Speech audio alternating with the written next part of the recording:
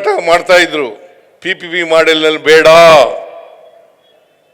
ನಮ್ಮದೆಲ್ಲ ತೀರ್ಮಾನ, ಇದು ಹಿಂದಿನ ಸರ್ಕಾರದ ತೀರ್ಮಾನ, ಬಿಜೆಪಿ ಸರ್ಕಾರದ ತೀರ್ಮಾನ.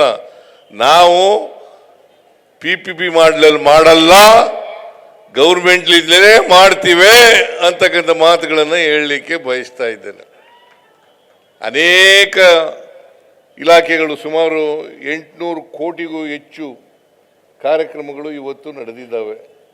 ಈಗಾಗಲೇ ಇಲ್ಲಿ ನೋಡಿದ್ದೀರಲ್ಲ, ಶಂಕುಸ್ಥಾಪನೆ, ಉದ್ಘಾಟನೆ, ಇವೆಲ್ಲ ಇವತ್ತು ನಾನು ಅದಕ್ಕೆ ಇನಾಗ್ರೇಷನ್ ಮಾಡಿದ್ದೇನೆ, ಉದ್ಘಾಟನೆ ಮಾಡಿದ್ದೇನೆ. ನಮ್ಮ ಬಸವನಗೌಡ ಯತ್ನಾಳ್ ಅವರು, ಅವ್ರ ಕ್ಷೇತ್ರ ಅನ್ನೋದು ಗೊತ್ತು, ಇದು ನನಗೆ.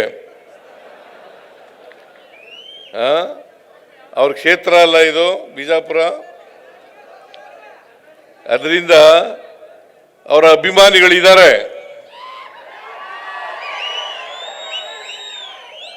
ನೀವು ನಮ್ಮ ಅಭಿಮಾನಿಗಳು ಕೂಡ.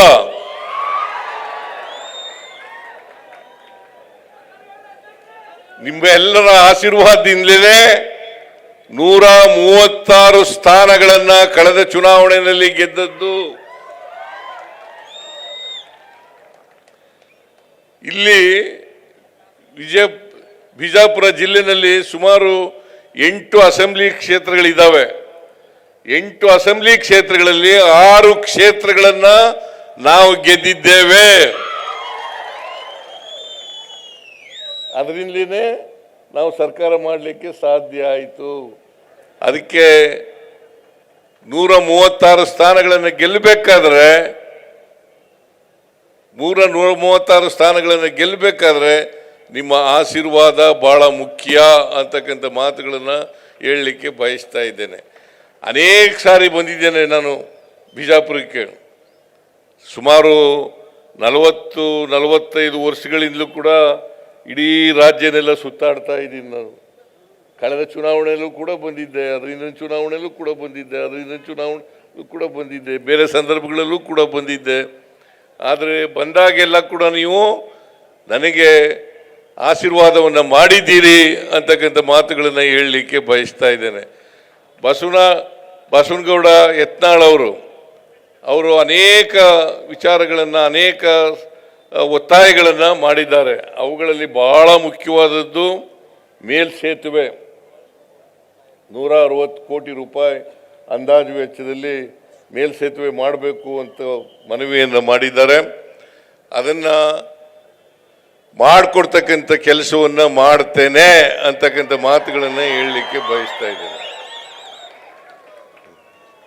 ಗೊತ್ತಾಯ್ತಾ?